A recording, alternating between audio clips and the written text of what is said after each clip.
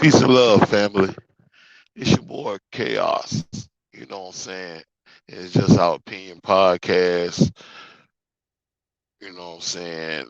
What you want to call it? Tutorial. And this little recording is about two of my favorite guys from Houston, Texas. You know what I'm saying? From the baddest hip hop group of the 80s and 90s. You know, uh, the Ghetto Boys, Scarface and Willie D. God rest the dead, Bushwick Bill and DJ Ready Red, you know what I'm saying, who was the original DJ of the group back in the day when they first came out. But anyway, these two brothers are basically one of the most iconic hip hop artists of all time coming out of the South, you know what I'm saying? Houston, Texas, H Town. And as y'all may know, they're basically going viral. Scarface and Willie D had a big conversation on the Grammy Awards that basically took place back here, I think, 2 weeks ago. And Willie D basically said that, he asked Scarface, what he was doing for that weekend of, before the Grammys or whatever the case may be. And Scarface said that he was going to the Grammys. And Willie was like, okay, be safe, you know what I'm saying? Safe travels and see you when you get back. Okay, Scarface went to the Grammys not to be a spectator, but he went there to be a part of the 50th anniversary of hip hop. That led him to basically get on stage and perform in front of millions of people, around the world, that basically viewed the Grammys that particular Sunday night. Um, Willie D basically really didn't know what was going on at the time. Somebody basically had called him, I think a family member or something, and called him and was wondering why he wasn't there and why Scarface was there performing the song "Mind Playing Tricks on Me." It was one thing in Willie D's voice. It's like, he get the part where Scarface, even if he went and performed or not, you know what I'm saying? If you're gonna perform your side of the situation as far as Scarface is concerned, but that was kind of screwed up to perform the song "My Playing Tricks on Me," knowing that I'm a part of that song and I'm still around. Why you did not call me to let me know that you were going to be performing that song? And even if you didn't know that you was going to be performing that song, why did you um, perform that song without me? And when you could have just told those guys, whoever Questlove or whoever that was basically producing the whole concepts of the 50th anniversary, to tell them, say, I perform my music, but I don't want to perform Ghetto Boys music because the other Ghetto Boy is not here. You know what I'm saying? But Scarface made it his business to perform the song, which became a bit of a problem to Willie D. You know what I'm saying? Because it was like, I thought we were better than that.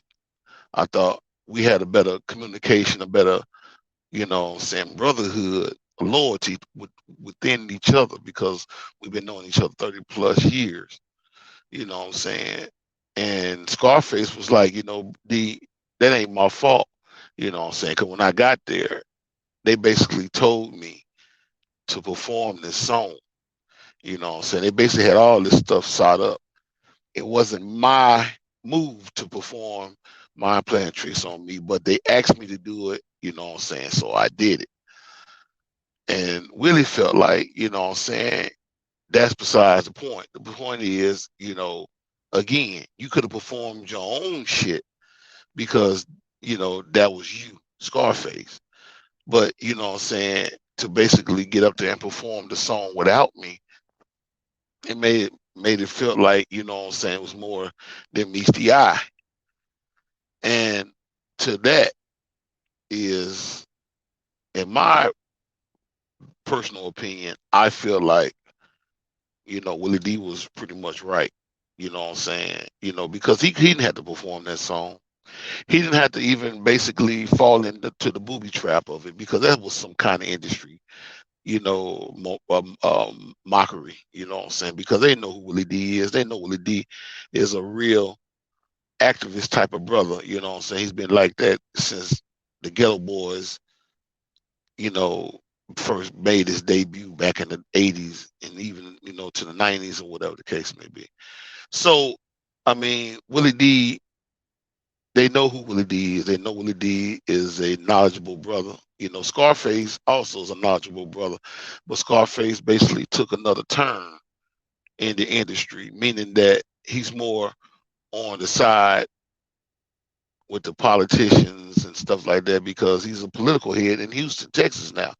So when they basically see that Scarface is more of a, you know, somewhat of a gatekeeper for the political situations in, the city of Houston, whatever the case may be, okay, he's safe. We can let him be a part of this 50-year anniversary of hip hop. Notice that they basically let people perform that basically is in cahoots with the machine. They, most people that they didn't really let perform, like, Kara's one, you know what I'm saying, Rakim, Allah, just guys that basically, you know, were back in the days of hip hop, and they basically was rapping about real situations and stuff. They didn't perform. It wasn't a part of the situation. And the thing is, it basically was a bit of a joke in my mind, you know what I'm saying, personally, because that was just a BS game that the powers that be was running, because Questlove or whatever must have mentioned it, and the powers that be felt like that'd be a good situation for the program, is to basically put hip hop's 50th anniversary as a viewing point, because they really didn't talk about too much about the hip hop persona, and how it was created and things like that. And then on top of that, it was like a slap in the face, you know what I'm saying, because it don't take 14 minutes to do a 50th anniversary. That's supposed to be no.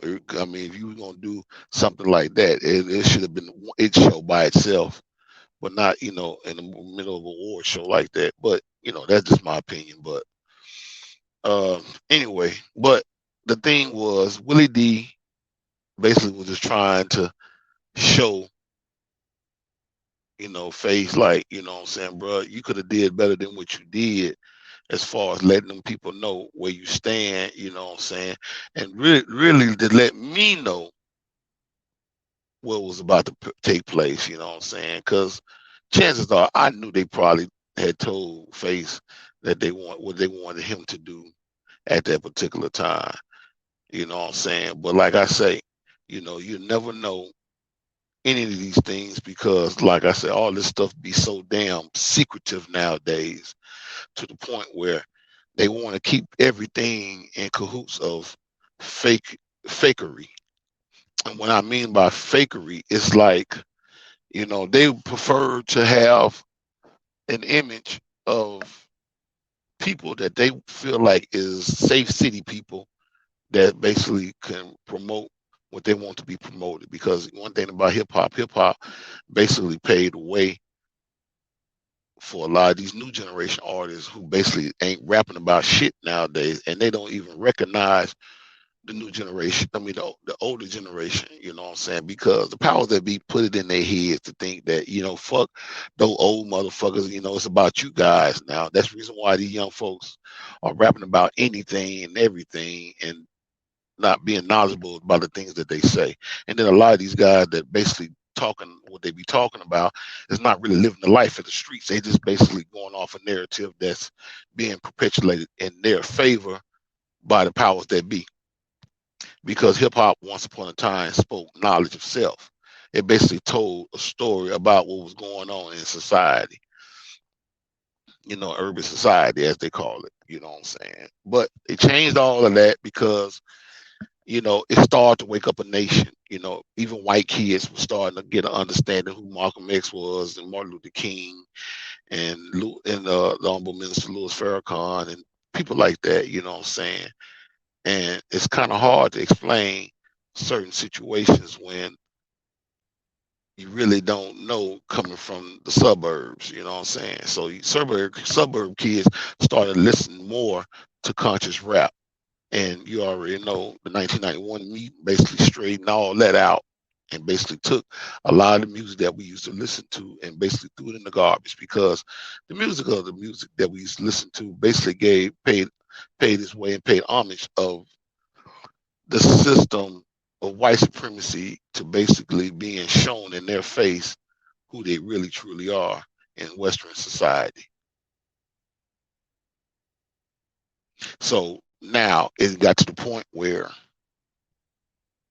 they have taken hip hop and making hip hop a bad and dirty thing that basically draws in billions of dollars, because it's all a war tactic, you know. But I'm not gonna go further into that, But like I say, I'm gonna get back to this situation with Willie D and Brother Scarface, But these guys, I'm sure, is going to hash things out and get things straight and forward. You know what I'm saying? I feel Willie D on the situation because, like I say, it's more about loyalty and the brotherhood. You know what I'm saying? You know, because the thing is, if you're going to say some if you're going to say some straight up stuff, and you're going to do something, you know what I'm saying? You ought to be straightforward with that person and say, hey, you know, I'm not a part of this industry shit, but D, they called me to do the performance, you know, and and I believe I should have called you too. You know what I'm saying? Because they called me, they should have called you. I should have seen if they called you. And that was another thing that Willie D was tripped out about, because it was like, you should have checked up on me, bro, and let me know what was going down. But like I say, all that stuff was a mockery game. And that's how a lot of times when people basically misinterpret situations, you know, it caused division between the two. You know what I'm saying? And I felt like, Scarface pretty much in some ways or another probably didn't know what they were going to do as far as what it went down, how it went down. But like I say again, Face probably knew, just didn't want to get no shit started to the point where he didn't want Willie D to feel like, he's like an outcast, you know what I'm saying? So, but either way it go, he got to remember, people are watching, and everybody know Willie D just like everybody know him, Scarface, and Bushwick Bill. You know what I'm saying? So it would have been nice that Willie D would have performed the song "Mind Playing Tricks on Me" and and fall back, because that song he was a big part of that song, not just Scarface. I've seen comments, people were saying like, that was supposed to be in a Scarface song and yada yada yada, so he had the right to perform that song. Supposed and being is two different things. That song right there came out in 1991 on the Ghetto Boys "We Can't Be Stopped" album. You know, even though Scarface tried to do a little remix, I think on Mr. Scarface's Back, I think he performed that song, a little piece of that song on there. But I don't know, I can't remember. But for the most part, that was a Ghetto Boy song. Either way. and Willie D was a part of that song. Because when you first heard the song and seen the video, you seen Willie D, you seen Ghetto, you seen Willie D, you seen Scarface, and you seen Bushwick Bill. You didn't just see Scarface. And of course, like I say again, God rest the dead to Bushwick Bill. You know what I'm saying? He was a part of the group. So, like I say, hopefully, things will air itself out and these brothers basically be back to, seeing eye to eye, which I already know, you know what I'm saying? But chances are Willie D just wanted the real notion of why he didn't get called. And I already know he was just waiting on Scarface to say something, which Scarface did. But hopefully we'll get the full picture of what's going down. It's your boy Chaos signing out. Deuces.